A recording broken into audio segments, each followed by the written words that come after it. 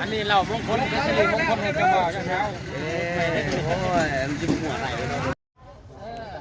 บัดค่ายนี่บัดค่ายนี่ที่ตามนี่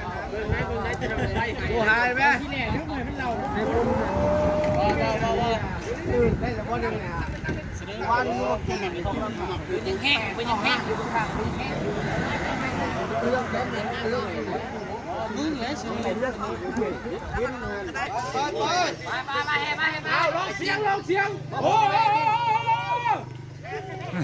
เสียงเนี่ยไม่ทำได้จริงไปนะจ้าโอ้ย